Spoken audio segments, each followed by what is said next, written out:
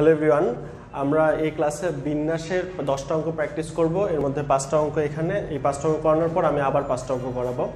তো প্রথম অঙ্কটা যদি আমরা দেখি, ঢাকা থেকে কিশোরগঞ্জ প্রতিদিন 10টি ট্রেন যাতায়াত করে, তাহলে তোমার এটা হচ্ছে ঢাকা, এটা হচ্ছে কিশোরগঞ্জ। ঢাকা থেকে 10টা ট্রেন আছে, তো পারভেজ কতভাবে এক ট্রেন ঢাকা থেকে গিয়ে অপর ট্রেনে ফেরত আসতে পারে। তাহলে পারভেজের ঢাকা থেকে কিশোরগঞ্জ যাওয়ার জন্য কয়টা অপশন আছে? 10টা। সে এক ট্রেনে গিয়ে অপর ট্রেনে ফেরত আসবে, তার মানে সে যেই ট্রেনে যাবে সেই ট্রেনটাতে গিয়ে সে আবার উঠতে পারবে না। তার মানে আসার সময় তখন তার ক্ষেত্রে অপশন হয়ে যাবে 9টা। তাহলে এই দুইটা জিনিস গণনার গুণন বিধি অনুযায়ী হবে 90। তার মানে সে 90 ভাবে যাওয়া আসা করতে পারে। ওকে, 2 নম্বর অঙ্কটা দেখো। 2 নম্বর বলছে আর এর মান কত হলে 15p আর বৃহত্তম হবে। তো 15p আর কে যদি আমরা একটু ভেঙে লিখি, তাহলে 15 factorial by 15 minus r factorial. তো এখানে আর এর মান যত বেশি হবে 15 মাইনাস আর এইটুকুর মান তত কম হবে। আর ভগ্নাংশের ক্ষেত্রে আমরা জানি নিচে কম হলেই পুরো মানটা বেশি হয়।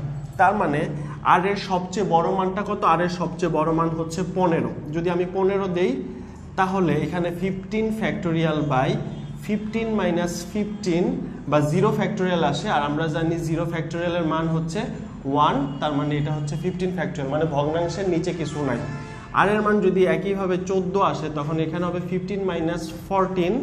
তো 15 মাইনাস 14 হচ্ছে তোমার 1 ফ্যাক্টোরিয়াল, তার মানে এটাও 15 ফ্যাক্টোরিয়াল। কিন্তু তুমি যদি আর এর মান 12 দাও, তখন কিন্তু এখানে হবে 3 ফ্যাক্টোরিয়াল। তো 3 ফ্যাক্টোরিয়াল দিয়ে 15 ফ্যাক্টোরিয়ালকে ভাগ করলে তখন সেটা 15 ফ্যাক্টোরিয়াল থেকে অবশ্যই ছোট হয়ে যাবে। সো আর এর মান হচ্ছে এই দুইটা, সবসময় এটা খেয়াল রাখবা। 3 নম্বর অঙ্ক কি বলছে? 10টি বর্ণ আছে যাদের মধ্যে কিছু সংখ্যক এক জাতীয় আছে। তো আমি 10টা বর্ণের মধ্যে এক জাতীয় ধরে নিলাম x সংখ্যক। বলছে বাকিগুলো ভিন্ন ভিন্ন। আচ্ছা, বুঝলাম।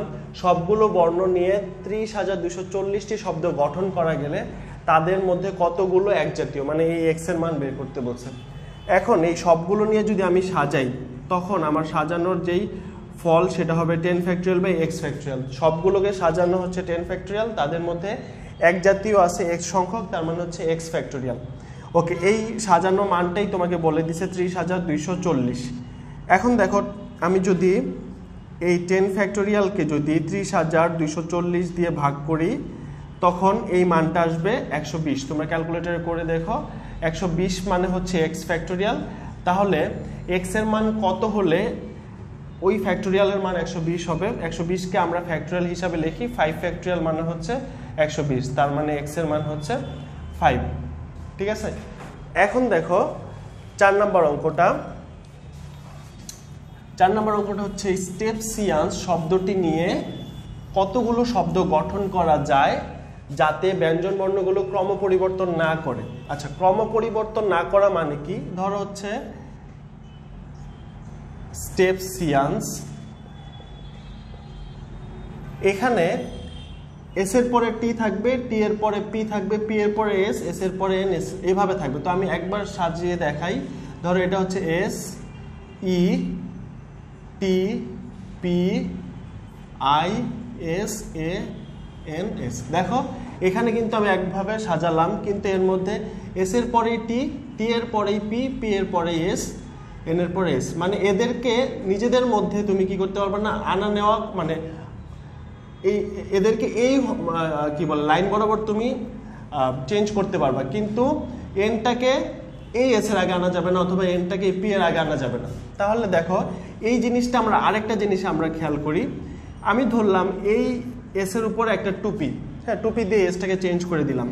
তো এখন যদি এসটাকে লাস্টে নেই, S, T, E, P, S, I, A, N, S, এই টুপি, তাহলে দেখো প্রথম এসটা কি শেষে চলে গেছে, এটা কিন্তু দেখেই বোঝা যাচ্ছে প্রথম এসটা শেষে চলে গেছে। কিন্তু যদি টুপিটা না থাকতো, টুপিটা না থাকলে প্রথম এসটা শেষে গেছে সেটা বোঝা যায় না। তার মানে কি বলে, একই জাতীয় অক্ষরের মধ্যে ক্রম চেঞ্জের কোনো ব্যাপারটা নাই। তার মানে এই জায়গাটাতে ক্রম চেঞ্জ করবা না, মানে এখানে ব্যঞ্জন বর্ণগুলোকে তুমি একই জাতীয় ধরে নিবা। ব্যঞ্জন বর্ণগুলোকে এক জাতীয় ধরে নিবা। ঠিক আছে, আমি আবার একটু বলি, এক জাতীয় অক্ষরের ক্ষেত্রে ক্রম চেঞ্জ বোঝা যায় না। সো এক জাতীয় যে প্রপার্টি তুমি যদি ক্রম চেঞ্জ করতে না চাও, সেই প্রপার্টি ইউজ করলে তখন তোমার সেটা একই ক্রমে থাকবে। আচ্ছা, তাহলে এখানে ব্যঞ্জনবর্ণ আছে কয়টা? 1টা 2টা 3টা 4টা 5টা 6টা ব্যঞ্জনবর্ণ আছে। 6টাকে আমি এক জাতীয় ধরলাম। আর 1 2 3 4 5 6 7 8 9, তার মানে আমার নির্ণয় বিন্যাস হবে 9 ফ্যাক্টোরিয়াল ডিভাইড বাই 6 ফ্যাক্টোরিয়াল। 6টা হচ্ছে এক জাতীয়, ঠিক আছে, কিন্তু আসলে এক জাতীয় না, ব্যঞ্জনবর্ণ। আর যেহেতু বলছে ক্রম পরিবর্তন করা যাবে না, সেহেতু এখানে আমরা এক জাতীয় ধরে নিছি। এরপরে দেখো 5 নম্বর অঙ্ক। 5 নম্বর অঙ্ক বলছে 3টি পুরস্কার 10 জন বালকের মধ্যে কত রকমের বিতরণ করা যেতে পারে। তো এই সকল অঙ্ক দেখো, পুরস্কার কিন্তু একই বালক কিন্তু একাধিক পুরস্কার পেতে পারে, তার মানে এখানে পুনরাবৃত্তি হচ্ছে। তো পুনরাবৃত্তির ক্ষেত্রে আমি তোমাদেরকে একটা ফর্মুলা দিছিলাম মনে রাখার জন্য, পারে টু দি পাওয়ার পারে না। এই ফর্মুলা খাতায় লেখা যাবে না, খাতায় লিখবা n to the power r, কিন্তু n কোনটা আর কোনটা এটাতে ভেজাল লাগে। তো এখানে দেখো পারে কে 3টা পুরস্কার, একটা পুরস্কার কি একই সাথে কি একাধিক বালক পেতে পারবে? পেতে পারবে না, কিন্তু একই বালক ইচ্ছা করলে সে 3টা পুরস্কারই পেতে পারে। তার মানে এখানে বালক টু দি পাওয়ার পুরস্কার, সো বালক টু দি পাওয়ার পুরস্কার হলে বালক হচ্ছে 10 জন, পুরস্কার হচ্ছে 3 জন, মানে 10 টু দি পাওয়ার 3। এটাই হচ্ছে আমাদের অ্যান্সার। এখন আমরা পরবর্তী 5টা অঙ্ক দেখব। আমরা এখন পরের 5টা অঙ্ক দেখব। তো 6 নম্বর অঙ্কটা হচ্ছে পরপর 4টি খেলার ফলাফল কত রকমের হতে পারে।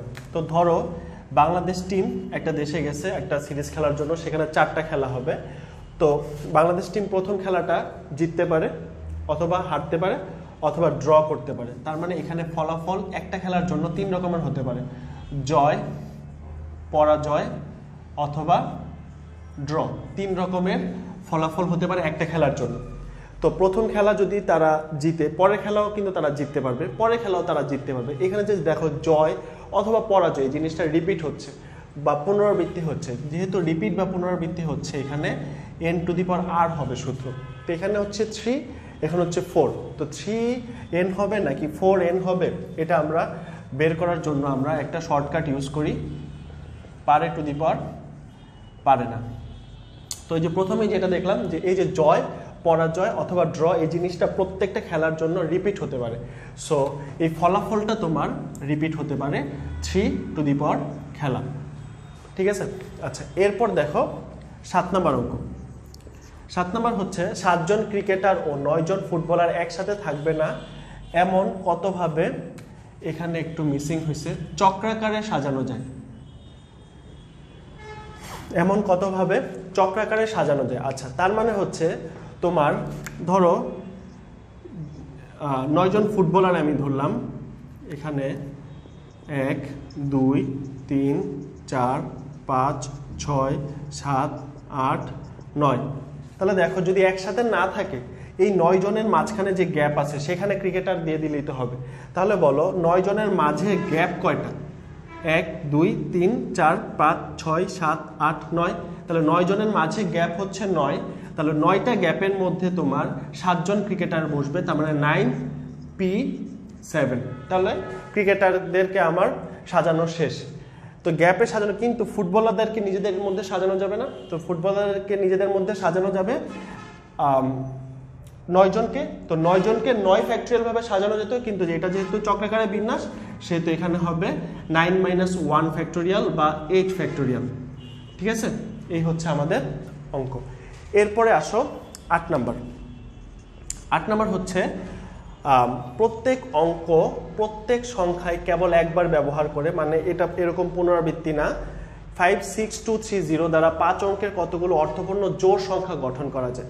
আচ্ছা, তোমার হচ্ছে 5 6 2 3 0। তাহলে এখানে অঙ্ক কয়টা? অঙ্ক হচ্ছে 5টা। আর 5 অঙ্কের অর্থপূর্ণ জোড় সংখ্যা, 5 অঙ্কেরই আমরা সংখ্যা বানাবো। তাহলে এখানে ঘর হচ্ছে 5টা ঘর। এখন বলো, যদি আমরা জোড় সংখ্যা বানাতে যাই তখন আমাদের শেষের ঘরে 2 হতে পারে, অথবা 6 হতে পারে, অথবা 0 হতে পারে, ঠিক আছে। আচ্ছা, এখন এখানে যখন জোড় সংখ্যা বানাতে বলবে এবং 0 থাকবে, তখন আমাদেরকে 0টা নিয়ে একটু পরে কাজ করতে হবে, মানে 0টা নিয়ে আর কি স্পেশালি আমাদের কাজ করতে হবে, কারণ ধরো এখানে 260, সো 2 ইউজ হলে জিরোটা কিন্তু আবার প্রথম ঘরে চলে আসতে পারে। তো প্রথম ঘরে চলে আসলে তখন সেটা আর 5 অঙ্কের থাকবে না, সেটা হয়ে যাবে 4 অঙ্কের। এর জন্য আমরা কি করলাম, জিরোটাকে আমরা একদম শেষে পার্মানেন্ট বসালাম, জিরো শেষে, যে জোড় সংখ্যাগুলোতে জিরো শেষে থাকবে। সো জিরো যদি শেষে থাকে একদম ফিক্সড। এখন বলো এই 4টা ঘরের জন্য 4টা, তো 4টা ঘরের জন্য 4টা অপশন হচ্ছে 4 ফ্যাক্টোরিয়াল। তার মানে হচ্ছে আমার এখানে 4 3 4 12 দোকানে 24টা থাকবে, 24টা জোড় সংখ্যা তৈরি হবে যেখানে লাস্টে হবে জিরো। এরপর জিরো যদি আমি শেষে 9, জিরো শেষে না থাকলে আমি 5টা ঘর আঁকি, 1 2 3 4 5। তো জিরো যদি শেষে না থাকে মানে 2 অথবা 6 থাকবে, যে কোনো একটা অপশন। তার মানে 2 এবং 6 এখানে কয়টা ডিজিট আছে, 2টা ডিজিট। মানে তোমার এই ঘরের জন্য অপশন হচ্ছে 2টা। এই 2 মানে এই 2 কিন্তু না, এই 0 মানে কিন্তু অপশন হচ্ছে একটা।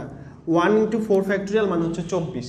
তো এখানে 2 অথবা 6 থাকবে, তার মানে এখানে অপশন হচ্ছে 2টা। ওকে, এখন আসো শেষ ঘর সাজানো শেষ। প্রথম ঘরের জন্য অপশন কয়টা? প্রথম ঘরের জন্য ধরো 2 6 এর মধ্যে 2 বসছে অথবা 6 বসছে, বাকি থাকে 4টা, কিন্তু 4টার মধ্যে আবার জিরো এখানে আসতে পারবে না। জিরো আসলে সেটা 4 অঙ্কের হয়ে যাবে, যেটা অর্থপূর্ণ বিজোড় সংখ্যার মধ্যে আমি বলে আসছি। সো এখানে জিরো যদি না আসতে পারে, আবার একটা অঙ্ক এখানে বসে গেছে, তার মানে এটার জন্য অপশন হচ্ছে 3টা। তাহলে 3 প্রথম ঘর শেষ, প্রথম ঘরে জিরো আসতে পারবে না, পরের ঘর লাস্টের ঘরে হচ্ছে 2 অথবা 6 আসবে। এখন দেখো লাস্টের ঘরে একটা বসলো, প্রথম ঘরে একটা বসলো, মাঝখানে ঘর 3টা, আর এখন তো এখানে জিরো আসতে পারবে। সো এখানে হচ্ছে 3টা ঘরের জন্য 3 ফ্যাক্টোরিয়াল। সো এটা হচ্ছে গণনার গুণন বিধি। 3 দুগুণে 6, দুগুণে 12, 3 12 হচ্ছে 36। সো টোটাল সংখ্যা হবে 24 + 36 বা 60। এই হচ্ছে আমাদের 8 নম্বর অঙ্ক। তো এই অঙ্কটা যদি আমি আবার একটু রিপিট করি, বেজোড় সংখ্যার ক্ষেত্রে আমরা লাস্টের অঙ্ক শুধু বেজোড় দিয়ে ক্যালকুলেট করে ফেলি, আর প্রথম অঙ্কে যাতে জিরো না আসতে পারে সেটা খেয়াল রাখি। কিন্তু যখন জোড় বলবে তখন সেটা লাস্টে জিরো থাকতে পারে, এর জন্য জিরোটাকে আমরা আলাদা করেই নিব। জিরোর জন্য স্পেশাল একটা মেথড, জিরোকে লাস্টে ধরে তারপর করে ফেলবো, আর জিরো লাস্টে দিব না। তো দিব না ঠিক আছে, কিন্তু আবার সেটা প্রথমেও যাতে না আসে এর জন্য জিরোটাকে বাদ দিয়ে নিব। সো না হলে এখানেও কিন্তু 4 হতো এটার মতো, যেহেতু এখানে জিরো লাস্টে বসে গেছে সেহেতু এখানে 4 ফ্যাক্টোরিয়াল দিছি, কিন্তু এখানে জিরো যেহেতু লাস্টে নাই এখানে প্রথমে আসতে পারে, এর জন্য আমরা এখানে 3 দিছি, আর মাঝখানে হচ্ছে 3 ফ্যাক্টোরিয়াল। ওকে, এরপরে আসো 9 নম্বর অঙ্কটা। এখন আমরা 9 নম্বর অঙ্কটা দেখব। 0 থেকে 9 পর্যন্ত অঙ্কগুলো দ্বারা 5 দিয়ে বিভাজ্য ও 1000 অপেক্ষা ছোট। এখানে দেখো ডিজিট হচ্ছে 0 1 2 3 4 5 6 7 8 9, 0 সহ 9 পর্যন্ত 10টা ডিজিট, এটা মনে রাখলাম। 5 দিয়ে বিভাজ্য মানে শেষে 5 হবে অথবা 0 হবে, ও 1000 অপেক্ষা ছোট। আচ্ছা, এখন দেখো যদি 1000-এর থেকে ছোট হয় তার মানে সেটা 1 ডিজিটের সংখ্যা হতে পারে, 2 ডিজিটের সংখ্যা হতে পারে, অথবা 3 ডিজিটের সংখ্যা হতে পারে। তাহলে 1 ডিজিটের সংখ্যা তো আমরা জানি 5 দ্বারা বিভাজ্য 5, তার মানে এখানে হচ্ছে 1 ডিজিটের সংখ্যা হচ্ছে 1টি। আচ্ছা, এখন দেখো আমরা যদি 2 ডিজিটের অঙ্ক চিন্তা করি, তো তোমরা মনে রাখবো সবসময় যেখানে 0 থাকবে সেখানেই ঝামেলা, ঠিক আছে। 0 যেহেতু আছে আমরা 0 দিয়ে চিন্তা করলাম। যদি 0 দিয়ে চিন্তা করি তাহলে পরের ঘরের জন্য কতগুলো থাকে? পরের ঘরের জন্য তোমার ডিজিট থাকে হচ্ছে 9টা, ঠিক আছে, 9টা। আর লাস্টের ঘরে যদি আমি 5 কল্পনা করি, সেম এটার জন্য কত হয়? 9টা হওয়ার কথা, কিন্তু 9টা হবে না, এখানে হবে তোমার 8টা। কেন 8টা হবে? কারণ হচ্ছে তোমার এখানে তো 0 বসতে পারবে না। 0 বসে গেলে 0 ছাড়া 1 2 3 4 5 6 7 8 9 9টা অপশন আছে, কিন্তু এখানে 5 বসে গেলে 0 ছাড়া এবং 5 ছাড়া 8টা অপশন আছে। তার মানে এখানে, আর এখানে হচ্ছে অপশন একটা, এখানে হচ্ছে অপশন একটা, তার মানে 9 একে 9 8 একে 8, মানে হচ্ছে টোটাল হচ্ছে এখানে 8 আর 9 হচ্ছে 17টি, ঠিক আছে। এরপরে দেখো এখানেও সেম ভাবে যদি তুমি এখানে 0 বসাও তাহলে বলো প্রথম দুইটার জন্য, প্রথম ঘরের জন্য তোমার কয়টা অপশন থাকে? 9টা অপশন। পরের ঘরের জন্য কয়টা অপশন থাকে? 8টা অপশন। এরপরে আসো যদি শেষের ঘরে যদি 5 রাখো তাহলে প্রথম ঘরের জন্য কয়টা অপশন বলো তো? প্রথম ঘরের জন্য হচ্ছে 8টা অপশন। কেন? কারণ 0 তো বসতে পারবে না। পরের ঘরের জন্য কয়টা অপশন? এখানে একটা বসে গেছে আর এখানে 5 বসে গেছে, তার মানে এখানে পরের ঘরের জন্য 8টাই অপশন। সো এখানে হবে 8 8 64। আর এই যে এই লাস্টেরটা তো একটা, তার সাথে একটা, তার মানে এখানে হচ্ছে 8 নং 72, এখানে 8 8 64। সো 72 আর 64 যদি আমি যোগ করি 136, 136 আর হচ্ছে 136 আর 1 হচ্ছে 137 আর 10 হচ্ছে 147 আর 7 হচ্ছে 154, টোটাল হচ্ছে 154টি। সো তোমরা ভিডিওটা আবার দেখবা শুরু থেকে, তাহলে তোমরা বুঝতে পারবা, রিপিট করলাম না। 10 নম্বরটা দেখো। 10 নম্বর অঙ্কটা হচ্ছে প্রত্যেক অঙ্ক একটি সংখ্যা কেবল একবার ব্যবহার করে 0 5 6 7 8 9 দ্বারা 3 অঙ্কের বেশি নয় এরূপ কতগুলো সংখ্যা গঠন করা যাবে।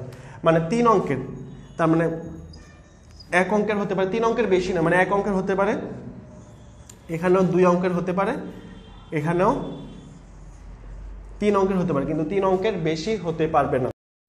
তো এখানে 1 অঙ্কের জন্য আমাদের অপশন হচ্ছে 1 2 3 4 5। অর্থপূর্ণের জন্য এই 0 আসবে না। সো এখানে তোমার অপশন হচ্ছে 5টা অপশন, তার মানে তোমার এখানে সংখ্যা হচ্ছে 5টা। এরপরে আসো 2 অঙ্কের জন্য, সরি এটা 2 অঙ্কের হবে।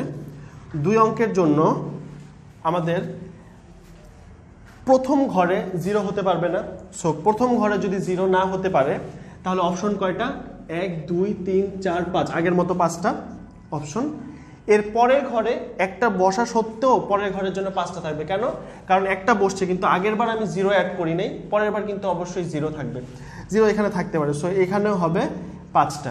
মনে ধরো তুমি ধরো এখানে 6 এখানে বসাইছো, তো 6 বসানোর পর বলো তো 0 সহ কয়টা থাকে? 1 2 3 4 5, সেই 5 এখানে। আর প্রথম 5 কি? প্রথম 5 হচ্ছে 0 ছাড়া বাকি 5, তার মানে এখানে হচ্ছে আমার টোটাল 25টা। এরপরে আসো পরের অঙ্কের জন্য 3 ডিজিটের জন্য। 3 ডিজিটের জন্য প্রথম ঘরে 0 রাখা যাবে না আগের মতো। তো প্রথম ঘরে যদি 0 না রাখা যায় তাহলে 0 ছাড়া হচ্ছে 5টা অপশন। পরের ঘরের জন্য আমার 0 সহই, কিন্তু একটা যেহেতু বসে গেছে আগের মতোই 5টা অপশন, কিন্তু এরপরে আবার 4টা অপশন, তার মানে হচ্ছে 5 × 5 × 4, তার মানে 4 5 20 100। টোটাল আমার অ্যান্সার হচ্ছে 130। এই হচ্ছে আমাদের অঙ্ক, ঠিক আছে? ও এখানে হবে 0। তো এই হচ্ছে আমাদের অঙ্ক। তো আশা করি তোমরা 10টা অঙ্ক ভালো করে বুঝছো। যদি না বুঝে থাকো আবার প্রথম থেকে দেখে নিও।